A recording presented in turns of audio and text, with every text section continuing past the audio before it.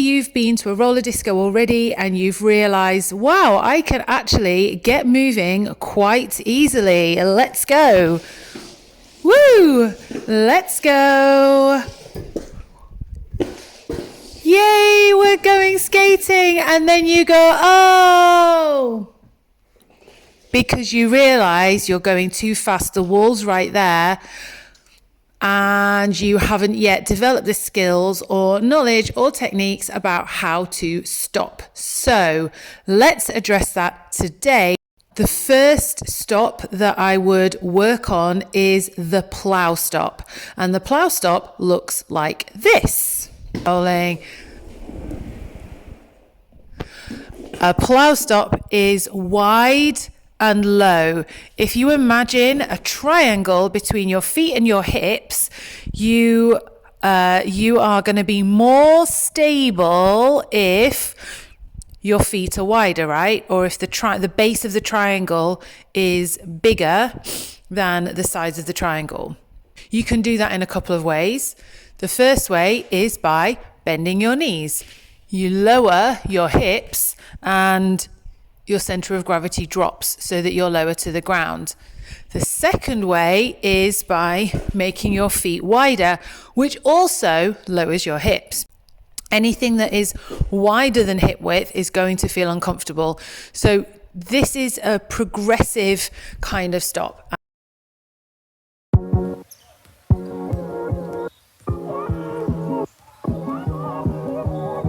Your feet go out and come in symmetrically. Your body is bouncing up and down. Let's go the other way. Down and out and up and in. Down and out, up and in. You can start to work on the skill of building and controlling your speed. So if you push your feet wide quickly, you will build speed quickly. If you hold your feet wide for a fraction longer, you will slow down. Let me show you the speeding up version first. So push, push, push, push, push. Woo, that was quite quick. Okay, it was quicker than I expected it to be anyway. If you're slowing down, you're going to do the opposite. You're going to hold your feet wide for just a fraction longer before you bring your feet back in and then repeat. Push, push, push, hold, hold. I hope that makes a bit more sense about the pumping speed.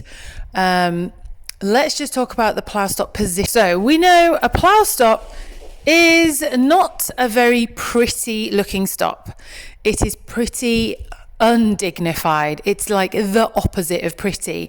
And that's because you have to stick your butt out and take up lots of room, which I've got another video about, which we don't like taking up space, but it's very, very effective when done properly. So a plow stop is the widest part of your lemon and then wider.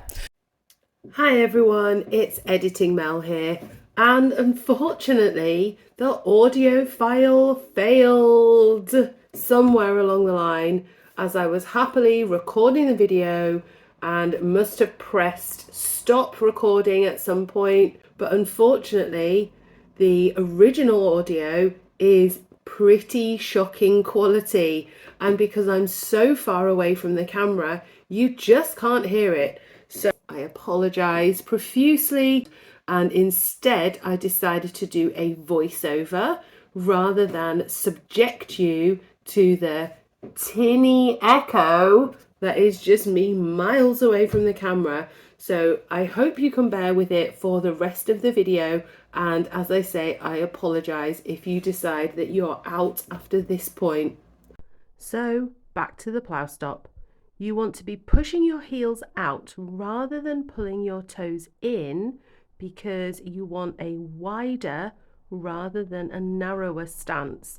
It will help you feel more stable. Let's see that in action. So we lemon and then we stop really wide. Now you might find you roll backwards just a tiny bit when you plough, and that's because your feet make that A shape, which does result in you rolling backwards if you are at a standstill. Now your upper body is really important too in your plough stop. Too far forward and you're going to keep rolling forward. So you want to make sure you bend your knees rather than hinge at the waist. And remember that the angle of your upper body is going to be relative to your speed. The faster you go, the further forward you will need to lean, but it is all about understanding your body, and it takes a lot of practice. Too far back and you're going to fall over backwards. We don't like this stop in public places because it does take up an awful lot of room, and I know I was really worried about sweeping the feet away of all the people around me and just basically leaving a trail of destruction in my wake. It was not a nice feeling. So I prefer a stop that will actually make me smaller. Let's have a quick water break, or coffee break. There's one more stop that I want to demo today, which is if I'm not wearing knee pads, which I'm not wearing any pads at all. And that's because I've reached a level of confidence and trust in myself that I feel okay to skate without the protective gear that I needed when I was first learning. So I use the one knee fall, although my knee never actually touches the floor until I'm fully stopped. So it's like a knee fall with the knee in inverted commas. It's actually a toe drag, and the toe of my boot is dragging along the floor, and that does mean it will scuff the floor. It will scuff the boot, sorry, not scuff the floor. So here we go, dragging the toe, and actually you can see, oh wait, I went off camera. Let's have another go. Oh yeah, not actually much more successful. Come on, Mel, there we go. So the knee is not actually on the floor. There is a gap between my knee and the floor, and my weight is fully over the rolling leg. You can almost give that knee a little hug, which is really quite sweet. If you now have a look at my shoulders and my toe, you can see that all of my weight is over that rolling foot, which then allows the other foot to be put wherever you want it to be. And it does take up much less room. Maybe it's still not as elegant as you hoped it would be if you were checking out this video, because I appreciate you're not on your feet, but you can see it takes a lot less space.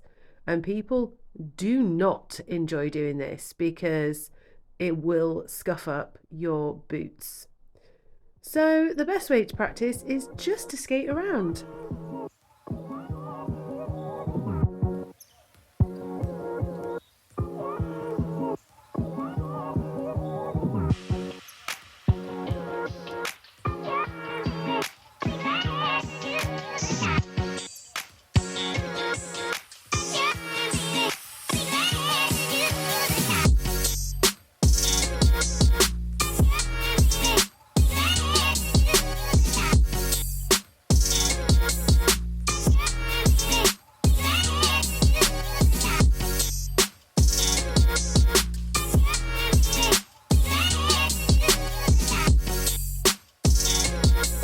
Thank you so much for watching, and please let me know if you found this useful.